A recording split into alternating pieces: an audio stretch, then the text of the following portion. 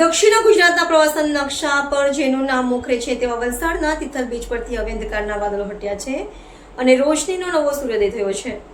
પ્રવાસીઓની વર્ષો જૂની સમસ્યાનો અંત લાવી વહીવટીતંત્રે એક પ્રશંસનીય કામગીરી કરી છે. વલસાડમાં વર્ષો જૂની સમસ્યાનો આવ્યો અંત. કલેક્ટર ભવ્ય વર્માની ત્વરિત કામગીરીથી તિથલનો દરિયા કિનારો રોશનીથી ઝળહળી ઉઠ્યો. દક્ષિણ ગુજરાતનું પ્રખ્યાત પ્રવાસન સ્થળ તિથલ બીચ હવે પ્રવાસીઓ માટે વધુ સુરક્ષિત અને સુવિધાયુક્ત બન્યું છે. વર્ષોથી લાઇટ અને સફાઈની જે વિકટ સમસ્યા હતી તેનો આખરે સુખદ ઉકેલ આવ્યો છે. જાગૃત નાગરિકની રજૂઆત અને વહીવટીતંત્રની સક્રિયતાને કારણે તિથલ બીચનો નવો નજારો જોવા મળી રહ્યો છે. તિથલ બીચના વોકવે પર લાંબા સમયથી 18 જેટલા વીજળીના થાંભલાઓ અત્યંત જર્જરિત અને જોખમી હાલતમાં હતા. આ અંગે સ્થાનિક જાગૃત નાગરિક નીરવભાઈ પટેલે 10 નવેમ્બર 2025ના રોજ વલસાડ કલેક્ટર શ્રી ભવ્ય વર્માને રૂબરૂ મળી આવેદનપત્ર આપ્યું હતું. કલેક્ટર શ્રી આ બાબતને ગંભીરતાથી લઈ તાત્કાલિક જોખમી થાંભલાઓ હટાવવા આદેશ આપ્યા હતા અને માત્ર 3-4 મહિનામાં જ 2 નવી હાઈ માસ્ટર લાઇટ મંજૂર કરી કાર્યરત કરાવી દીધી છે.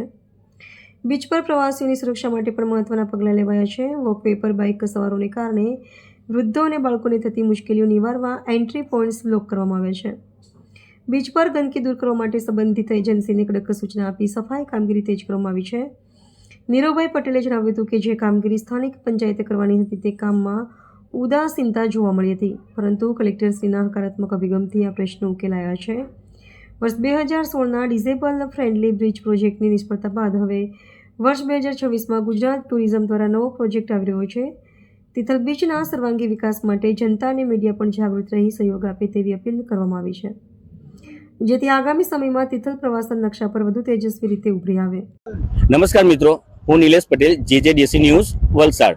આજે આપણે આવ્યા છે તિથલ બીચ પર અને ઘણા વર્ષોથી લાઇટની સમસ્યા હતી.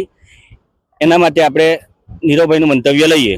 જી નીરવભાઈ. 10 નવેમ્બર 2025ના રોજ અમે કલેક્ટર સાહેબને 2 આવેદનપત્ર આપ્યા હતા. અહીંયા તિથલ બીચના જે વોકવે છે એના પર 18 થાંભલાઓ હતા અને એમાંનો એક થાંભલો પડી ગયો હતો. બધા થાંભલા જર્જરિત હાલતમાં હતા. જે અહીંયા સહેલાણીઓ આવે છે એમના માટે આ જીવનું જોખમ હતું.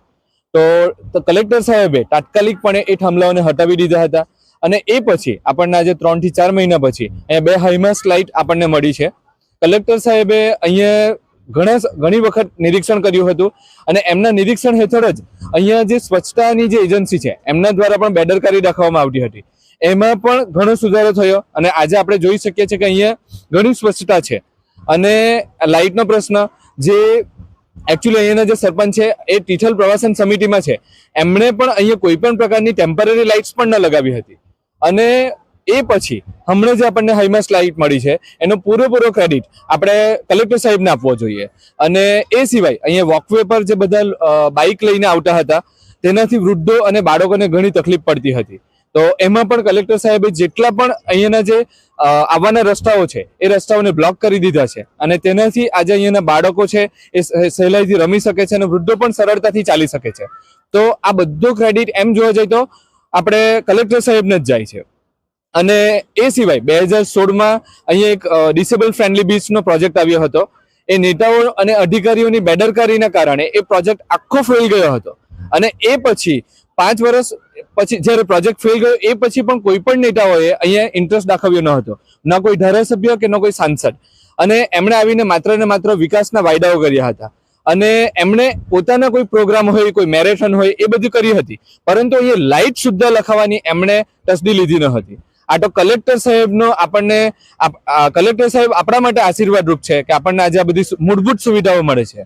અને હવે 2026માં એક નવો પ્રોજેક્ટ આવી રહ્યો છે અને એ ગુજરાત ટુરિઝમ દ્વારા આવી રહ્યો છે.